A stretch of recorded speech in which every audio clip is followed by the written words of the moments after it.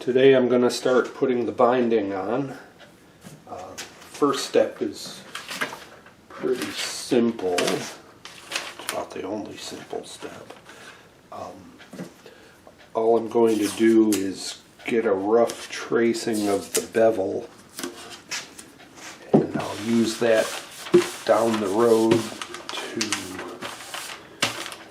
to cut out the piece of veneer that's going to cover the bevel.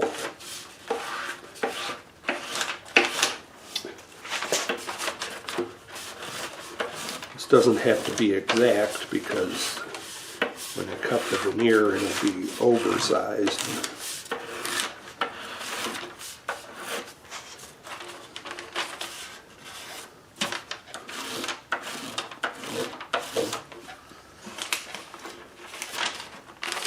Smiley face.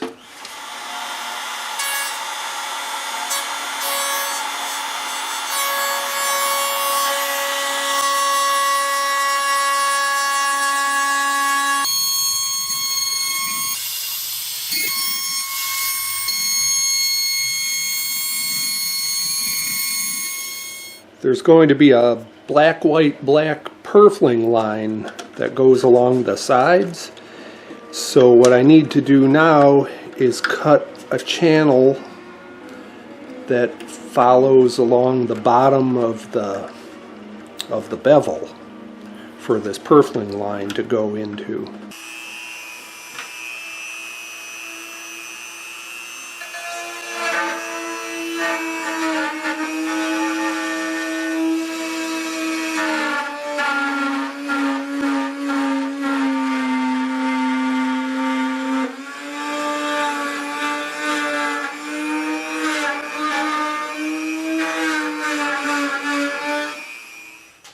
I also need to extend this channel where the purfling lines are going to go into the binding, or into the bevel.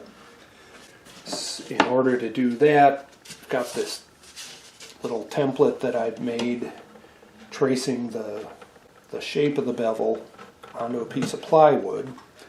So I'm going to attach this here and then route the channel where the purfling strips will go. I'll have to do a little bit of cleanup at the edges because it'll make for a sharp transition, and I can just round that off with the chisel.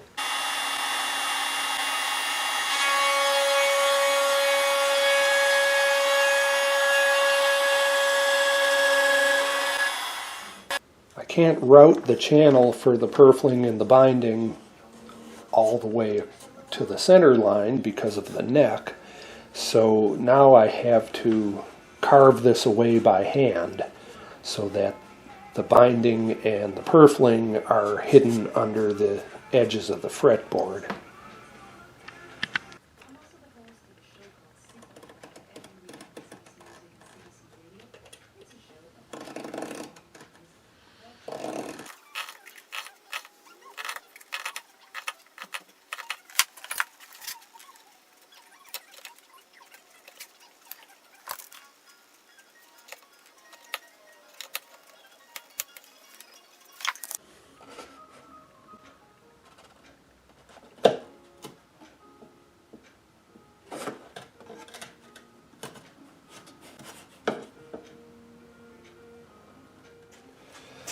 Well, finally, the last step before gluing, I'm going to seal this channel where the purfling goes with just a little bit of lacquer brushed on. And the reason for that is because I use CA glue around this section of the bindings. And it's really thin, and it tends to travel along the grain lines if the wood isn't sealed, and the glue discolors the grain lines a little bit, makes them darker. So this is done strictly for cosmetic reasons.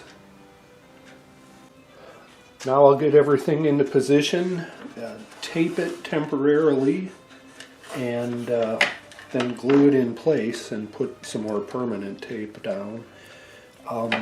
The black, white, black purfling line along the side will be installed later. So for right now, I'll use strips of Teflon to keep that slot open, but I can't bend the purfling while I'm wrestling with all of these other pieces. So the Teflon won't stick to the glue, but it'll keep the channel right where I want it to be. So that's how that sits. And the top lines go in there.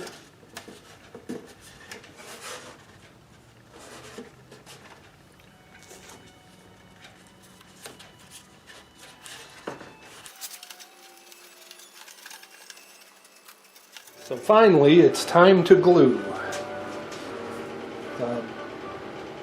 This glue is very thin. It penetrates the slightest of gaps, which is nice.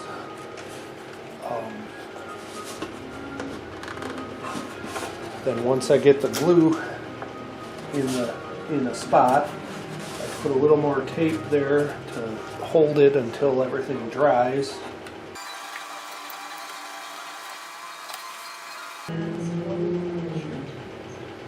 So the binding, of course, doesn't go where the bevel is, which is nice. It allows me to cut it, and that way there's no unnecessary tension in that area. The glue dried, so I took off the tape, scraped a little bit. So now what I'm going to do is pull out the Teflon, that's from here, and put in the black, white, black side purfling line. This strip doesn't really want to bend in that direction. It likes to bend this way, but not this way. So I have to just coax it into position and glue as I go to keep it from twisting out.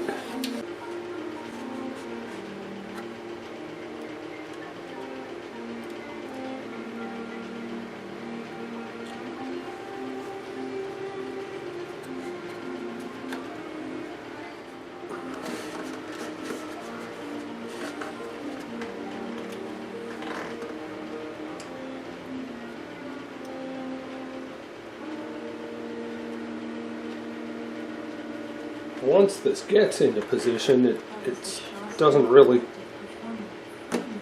fight about staying there. It's just getting it to bend that way initially.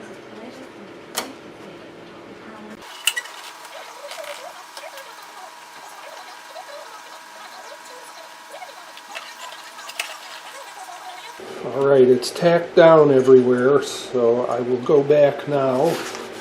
Just flood the surface with glue. Make sure all the little gaps are closed in.